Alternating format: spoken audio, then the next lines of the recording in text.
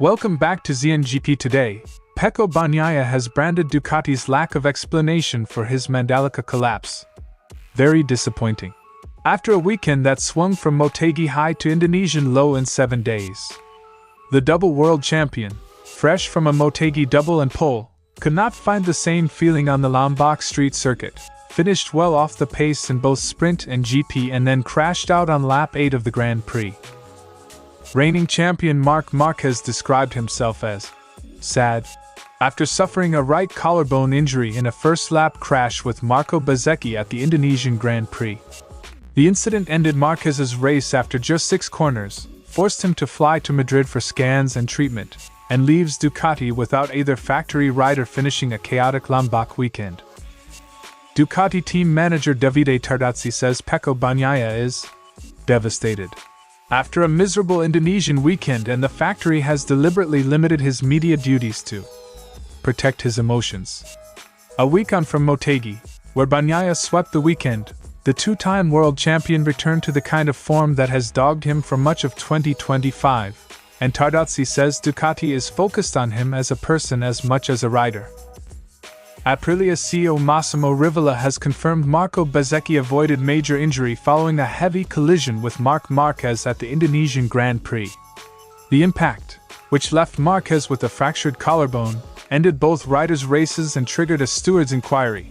But Rivola stressed Bezzecchi came out of hospital scans with no broken bones, albeit sore after 2 big crashes in quick succession.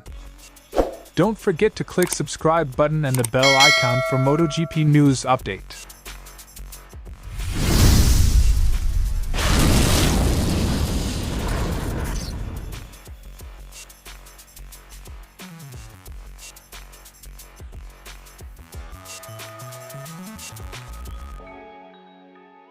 Bagnaia arrived in Indonesia on the back of a breakthrough Motegi weekend where apparent returns to 2024 spec parts restored his confidence and pace. Instead, Mandalika produced the opposite. He was nearly 30 seconds off the winner in the sprint and was circulating last in the Grand Prix before his crash. Very disappointing weekend, after what happened last week. The rapid reversal underlines how sensitive performance is to setup, track and feeling, and how quickly momentum can evaporate. After extensive data checks, Bagnaia admitted the team had no clear explanation for the sudden drop in performance. Engineers and riders reviewed telemetry but could not identify a single fix that restored the Motegi sensation. "We just checked the data, and hope the engineers will find the solution for the next GPs." Public frustration is rare at factory level. Bagnaia's candor signals deeper uncertainty inside the Ducati garage. The symptoms were stark: lap times 2 seconds off the leaders, an inability to push the front end like before, and escalating risk-taking that culminated in a crash while he tried to close gaps. Ducati described Bagnaia's media absence as a consequence of the crash. The crash was as much the product of desperation as of pace deficit. A rider pushing beyond the feeling he no longer owned. Mandalika also highlighted an ironic detail. Race winner Fermin Aldeguer did it on a 2024 spec Gresini Ducati, underlining that spec differences and setup can flip performance between riders. The factory suffered further blow after Marc Márquez was taken out and injured in the race, compounding a tough weekend despite Ducati clinching the team's crown. When satellite riders on older spec machines outpace the factory entries, questions multiply about parts, packaging and rider adaptation. Bagnaia apologized to his team for the crash and urged engineers to find answers ahead of the next rounds, stressing a desire to fight back for podiums and salvage championship positions. Ducati will return to testing and data analysis to locate the variables that produced such wildly divergent results at Motegi and Mandalika. "I want to say sorry to the team for the crash. I was pushing. I wanted to close the gap. The focus now is pragmatic, diagnose, test, and rebuild the rider confidence that delivered Motegi, and avoid repeating Mandalika." Mandalika was a reminder that MotoGP form can be fragile. Setup nuance, track characteristics, and rider trust combine to produce performance. Or not. Bagnaia's blunt admission that Ducati has no answers is a public call to action for the factory. For a rider and team used to podium regularity, the charge is clear: find the root cause, restore the feeling, and turn a painful weekend into fuel for a technical recovery. Marquez's race ended early when Bezzecchi's ambitious inside move at turn 7 collided with the Ducati, throwing the champion off his bike and into immediate discomfort. What began as an otherwise encouraging warm-up for Marc turned into a medical headache in minutes. It's true that I'm sad because I have some injury in my right collarbone. But from a race incident. The crash was routine racing that went wrong, swift, physical and decisive, and has clear short-term consequences for Ducati's title holder. Early checks indicated a fractured collarbone and suspected ligament damage, prompting Marquez to head to Madrid for further evaluation and to plan a recovery strategy. Given his historic arm issues, any collarbone injury understandably raises alarm. He said he will try to come back as soon as possible, but inside the limits of the recovery.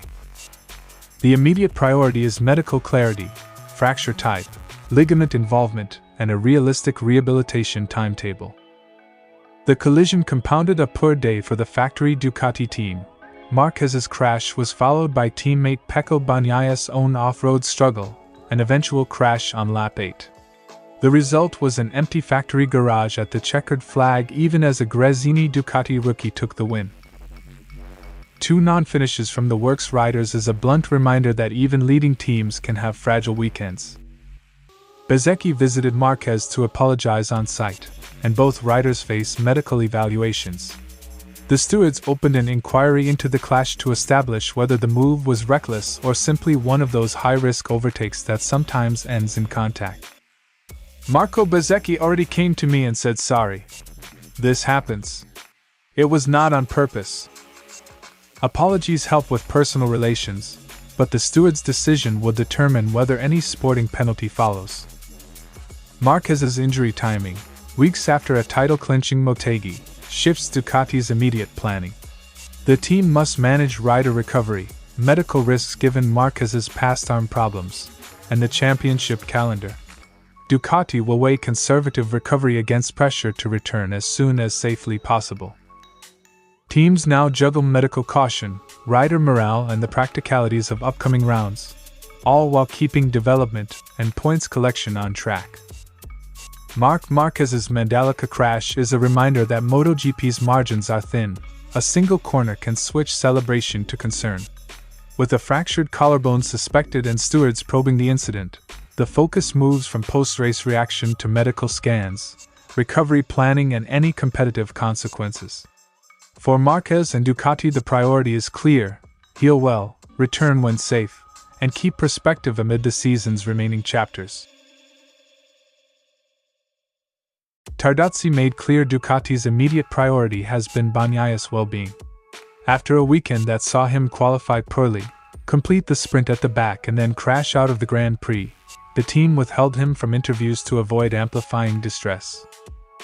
He's devastated right now, first as a person and even more so as a rider. The move underlines a wider sporting reality. Technical fixes matter, but so does managing the rider's mental state when confidence collapses.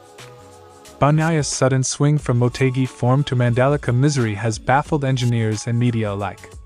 Reports about reverting to GP24 spec parts in Japan and continued setup experimentation have only deepened the uncertainty. The manager acknowledged the team doesn't yet have a single silver bullet explanation for the drop in performance. When both data and feelings conflict, patience and methodical testing become the only reliable route back to clarity. Despite the strain, Tardozzi insists the relationship between Bagnaia and Ducati is intact. He points to 7 years of shared history as the foundation for mutual confidence. I absolutely think so. After 7 years he knows us very well, both technically and personally. That institutional trust matters. If a rider believes the factory is working for him, it shortens the path to candid feedback and, ultimately, solutions. The team's protect his emotions approach is both compassionate and tactical. allowed Bagnaia to reset away from the media glare while engineers comb the data and prepare targeted tests ahead of Phillip Island. Ducati wants to leave him alone now and work to put him in a position to perform next time out. Sheltering a rider from press pressure can buy the calm needed to extract honest technical feedback, a practical step when confidence and telemetry are misaligned. With the calendar marching on, Ducati will try to translate private work into on-track gains by Australia. The goal is modest but crucial: restore Bagnaia's feeling, rebuild confidence, and evaluate whether setup or component choices can reliably close the gap. Success won't be overnight, but measured progress and preserved trust will be essential building blocks. Tardozzi's words framed Ducati's response as equal parts engineering patience and human care. By protecting Bagnaia's emotions and stressing long-standing trust, the factory hopes to turn an abrupt crisis into a controlled comeback. Technical answers may follow, but only if the rider is ready to give the team the clear feedback they need.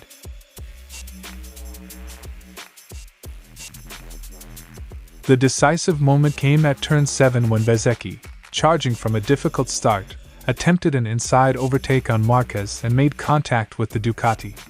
The collision launched the pair into a violent crash that immediately put both riders out of contention. The stewards have postponed judgment until they can speak to Bezzecchi. Meanwhile, Marquez is headed to Spain for further medical assessment after scans confirmed a collarbone fracture. Early scans at the local hospital showed Bezzecchi had escaped with no broken bones, though he is in pain. By contrast, Marquez suffered a broken collarbone and suspected ligament damage and will undergo further evaluation in Madrid. Marco is okay. We just got the news from Dr. Chart that he was brought to the hospital for a scan and there's no broken bones. Different outcomes from the same incident underline how fine the margins are at MotoGP speeds, and why immediate medical checks are standard whenever riders hit the deck hard. Rivola said Bezzecchi apologized to Marquez twice, and that he himself had apologized to Ducati boss Davide Tardozzi. Marquez accepted the apology, and described the collision as a racing incident. Public apologies matter in the paddock. They help diffuse tensions and are closely watched by stewards when they later judge the incident. Rivola highlighted Bezzecchi's pace across the weekend, saying the Aprilia was clearly fast and that expectations were high after the pole position. The crash came while the Italian was attempting a charge back through the field.